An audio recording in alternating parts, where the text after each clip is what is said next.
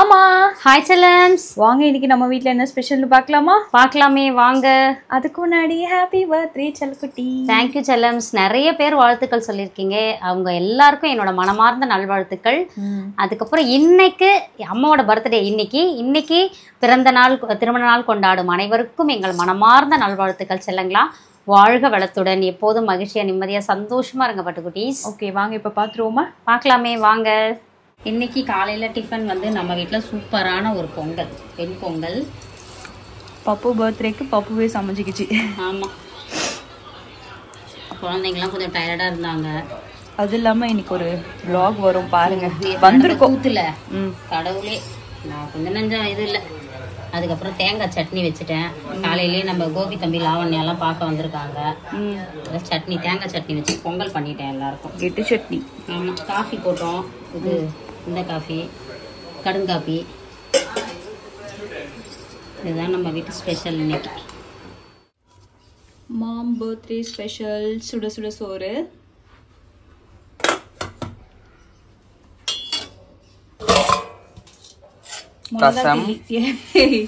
மிளகா கிள்ளி சாம்பார்.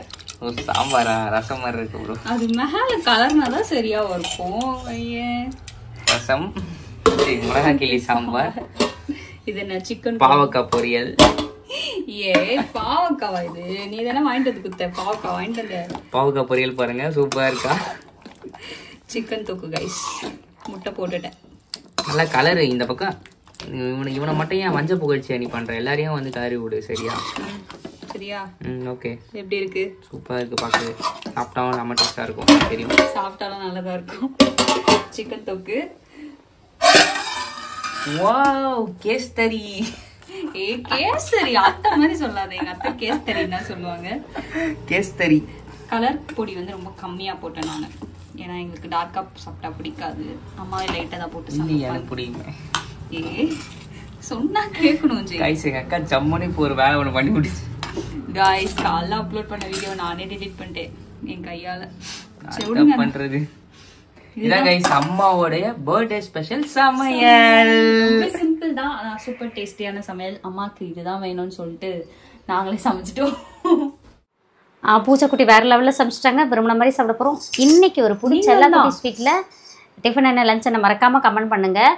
காலையில் வந்து நான் நைட்டு வந்ததே லேட் ஆகிடுச்சு. ஹாஸ்பிட்டல்லேருந்து ரொம்ப லேட்டாக தான் தூங்கி எழுந்தோம். எழுந்ததுக்கப்புறம் நான் வந்து கோபி தம்பி லாவண்யாலாம் பார்க்க வந்திருந்தாங்க. அப்படியே எல்லாருக்கும் காஃபி போட்டு கொடுத்துட்டு எல்லாருக்கும் சேர்த்து பொங்கல் செஞ்சுட்டேன். பொங்கல் சட்னி வச்சுட்டேன்.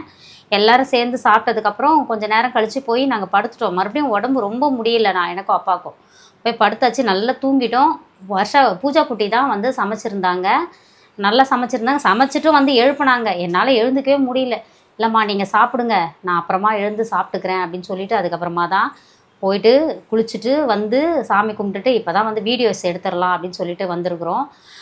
என்ன சொல்கிறது, திடீர்னு உடையதான், திடீர்னு எதனா ஆகுதான்றா சாயிதான் அப்படின்ற மாதிரி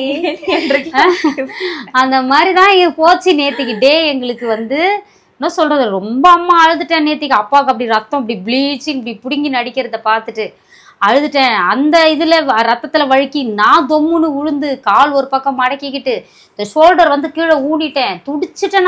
நான் துடிக்கிறத பார்த்து அப்பா உடையன்ட்டார் வெளியே வந்து, எழுந்துருமா என்னன்னு, எனக்கு எதனா ஒன்று ஆயிடுச்சான்னு பதறி நேற்றுக்கெலாம் அவ்வளோ ஒரு கோலை கூத்து.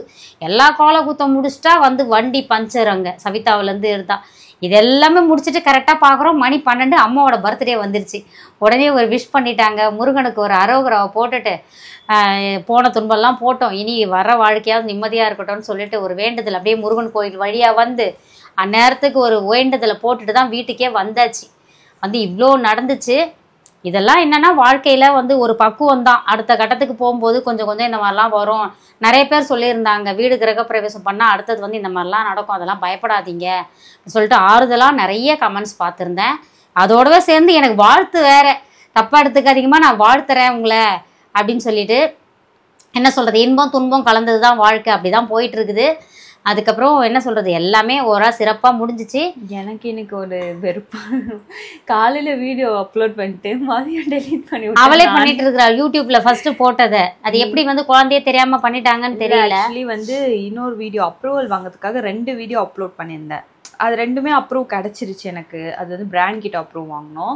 சரி கிடச்சிருவோம். மேலே வெயிட்டிங் காட்டுச்சா, சரி எதுக்கு நமக்கு இதுக்கு மேலே நான் அதை டெலீட் பண்ண போகிறேன். கூடவே இந்த வெயிட்டிங்னு இருந்துச்சு. அது எதுக்கு இந்த வீடியோ வெயிட்டிங்னு காட்டுச்சு, அப்லோட் ஆயிடுச்சு, எதுக்கு வெயிட்டிங் காட்டுச்சு தெரியல. ரெண்டுத்தையும் சேர்த்து டெலீட் பண்ணிட்டோம். அப்படியே எனக்கே மனசு கஷ்டமாக போச்சு. 40,000 பேர் பார்த்துட்டு இருந்தாங்களா, அதில் அவ்வளோ பேர் வந்து லென்த்தாக வர கமெண்ட் பண்ணியிருந்தாங்க. நமக்கு உனக்கு பர்த்டே விஷ், அப்பாவுக்கு ஆறுதல், கண்டிஸ்டின்னு சொல்லிட்டு அவ்வளோ பேர் கமெண்ட் பண்ணாங்க. திருப்பியும் நான் அப்லோட் பண்ணேன். அதுலயும் நிறைய பேர் வந்து சொல்லியிருந்தீங்க பத்திரமா பாத்துக்கோங்க அப்படின்னு சொல்லியிருந்தீங்க. கண்டிப்பா பாத்துக்கிறோம். சுத்தியும் போட்டோம். ஞாயிற்றுக்கிழமையே சுத்தி போட்டுட்டோம்பா. நம்ம வெள்ளிக்கிழமை வீடு கிரக பிரவேசம் பண்ணோமா, சனி விட்டுட்டு ஞாயிற்றுக்கிழமை 3ஆவது நாளே கூட்டிட்டு வந்து எலுமிச்சம்பழம், தேங்காய், அப்புறம் பூசணிக்காய் இது எல்லாமே சுத்தி போட்டுட்டு தான் இருந்தோம். ஸோ இனிமேலும் அது அப்பப்போ நம்ம செய்ய தான் போறோம். ஏதோ ஒரு கோயிலுக்கு அனுபந்தபுரம் கோபி தம்பியும் லாவணியும் சொல்லியிருக்காங்க, அனுபந்தபுரம் கோயில் போயிட்டு அங்கே சுற்றி போட்டு வந்தால் நல்லா ஆயிடும்னு சொல்லிட்டு போகலாம். கோயிலுக்கு போனால் நல்லது தானே. நாளைக்கு வந்து முகில் வீட்டோட கிரகப்பிரவேசம் இருக்குது, அதுக்கு போனோம். காலையில் போயிட்டு அதுக்கப்புறம் ஏதாவது கோயிலுக்கு போயிட்டு வரலாம் நிச்சயமாக.